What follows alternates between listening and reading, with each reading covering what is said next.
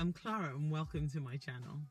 This video is about how I was able to score a 999 on my Experian Credit Score. So before I continue, I would like to just say that I am not a financial advisor. I'm not an expert. However, because I scored a 999 on my credit score, I'm thinking you can too. And so that's why I'm doing this. So I'm hoping that something in this video will be useful to someone. So keep on watching. So why do I think our credit score is important?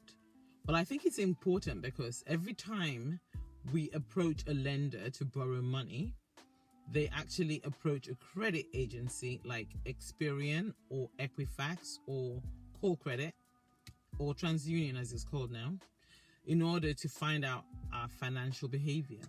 And they can only get that from our credit report.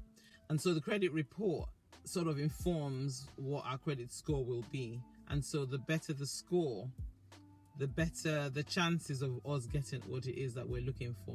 And so just join me in this video and let us go through the steps so that you can make sure that you are ready. So in April of 2019, I checked my score and I was like, oh my God, it's 999. And then I was so happy. I kept on like munching it because I thought, you know what, this is not true. This is gonna go away. Anyway, and then I kind of was bragging about it a little bit. Yeah, I did. But then I thought, you know, instead of bragging, why don't I just do a video? And I thought, you know, I need to hurry up and do this video because in May, it's not gonna be like this.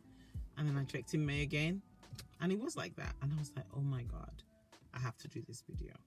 Okay, so before we go any further, I think I need to show you the evidence or the proof that I actually did hit the top score.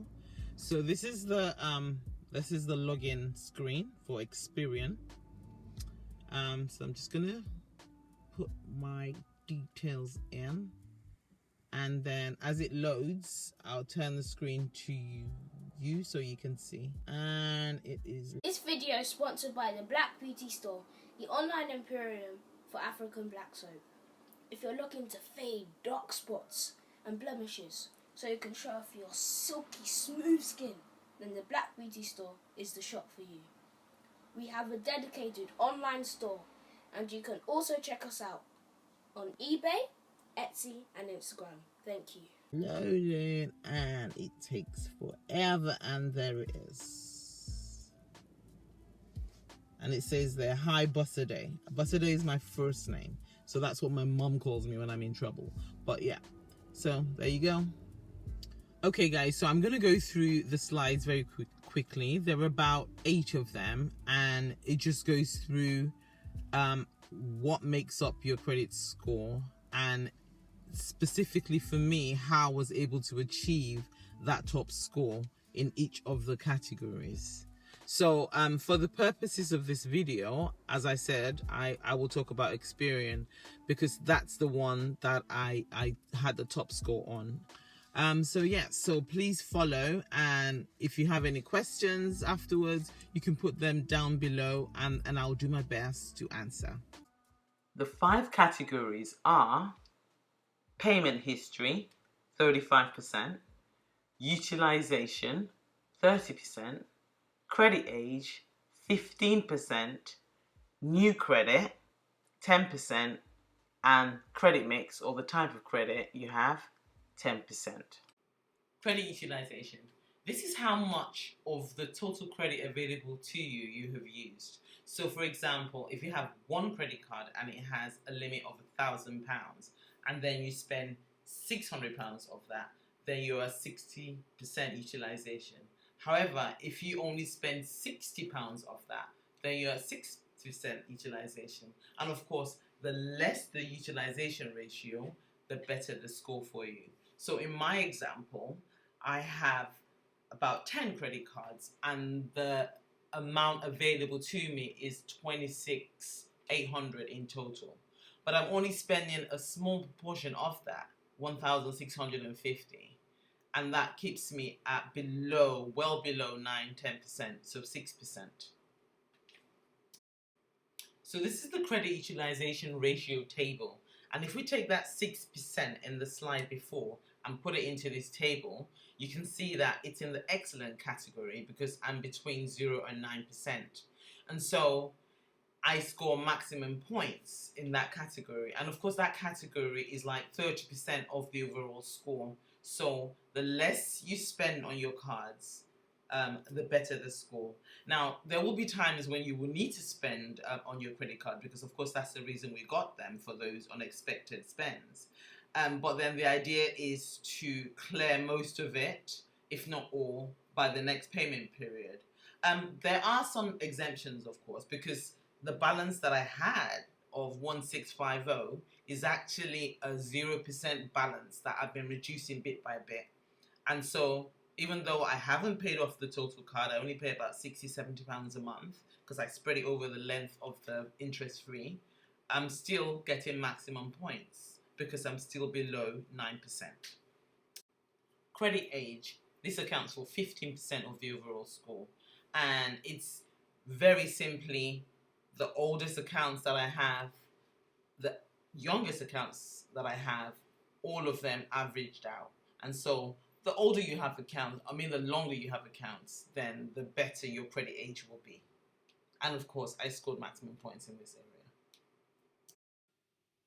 Types of credit. There are 3 types of credit: revolving accounts, installment accounts, and open credit. And this accounts for 10% of the overall score.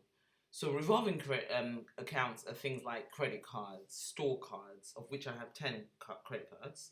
Installment accounts are mortgages, loans. I have one mortgage, as you can see. And then open credit, these are things like phone accounts, utilities, so your gas, your electricity. And if you have gas supply from the same company and electricity, they still list them as separate accounts. So I have a total of 16 credit agreements that show up on my report. And I'm not sure how this is scored, but again, top marks. New credit. So again, this is 10% of the overall score. And I guess what they want to see in your report is that you are relevant in terms of getting credit from the financial market. So maybe between every 6 months to a year, apply for something new. And so my newest credit card was in 2018, September, and then I opened a bank account with Starling in November of 2018. I must say that I know some people who have one credit card. So for example, my son has one credit card, but he's still in the excellent category. So I don't think it's about the number of credit cards you have. Payment history. This accounts for 35% of the overall score. So massive, very important. So all payments made on time every time. So you must try to do this. And I know we're all human and sometimes we miss a payment here or there, but it can really affect our score. Sometimes if it's just a one-off, then maybe not so much. So for example, I had missed a payment 18 months before I had that top score. And so as the months go by, it gets less and less important and doesn't have as much an impact on the score. But if you want that perfect score, then you have to try and keep the payments on time all the time. So make sure that if you have credit agreements, that all of these relate to the address where you're actually living, and so that you can get the credit for this. So for example, if you've been paying a credit card bill for the past 10 years, but then it's registered at your mom's or your dad's, it really would affect you. You should really be at your home address where you're registered to vote. And that way you're getting the credit in your payment history at that address. Very simple. Make sure you're registered to vote at your address. I know some people, when it's time to, actually we've been going to the polls every 5 minutes, haven't we now? But when it's time to do that, they go to their moms or dads to go and pick up the card and then vote down there. It's not doing you any favors because you're supposed to be registered to vote where you live. Utility accounts. This is the big one. So we've been paying for water bills, gas bills, electricity bills for years, but then it's not on our payment account. If you were able to put all of those years worth of payment history onto your account, think about how it would boost it. So that's what I did recently, about 6 months ago, and wow, it made such a big difference. So you can contact your energy company and they'll be able to tell you how to do this and whether in fact they actually do, because not all energy companies do. So the final one on this slide is no county court judgments. So I don't have it in my account, and of course that's why it didn't adversely affect me, and I was able to score 35 out of 35 in this category. So if you do have CCJs, it doesn't mean that you won't recover. You will, but it is going to take time. So just to recap, the payment history, 35%, and the credit utilization, 30%. Those two categories are the most important ones. And then of course the types of credit you have, the types and the mix of credit you have carries some weight, and how often you apply for new financial products, that carries some weight. But then that's it, guys. I hope that some of this is useful, and I hope that you can use it in trying to improve your credit. Okay, to help you on your journey, the first thing you have to do is to actually request your statutory credit report. It's absolutely free. I've heard people say that it costs £2. No, it doesn't. It's absolutely free. And because it's free. And so once you request this, you will get it in about 4, 5, maybe at most 7 days from when you request it. And it would help you understand what they hold on you, what information, what data they hold on you. And I would actually request all three. So I've got Experian, this is Equifax, it's single-sided and it's about 30 pages.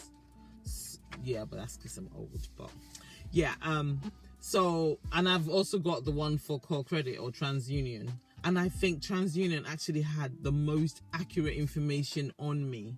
So whilst Equifax and Experian, they had about 95% of the information, Call Credit had 100%, all correct.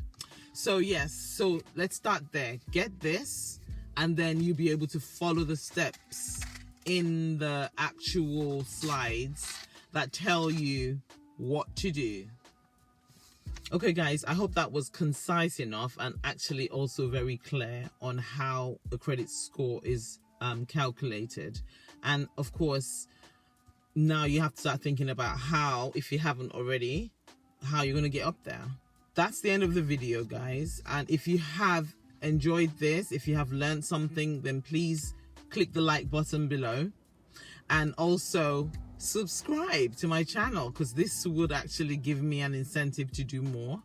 And also, if you click the bell, then when a new video is uploaded by me, you'll be the first to know.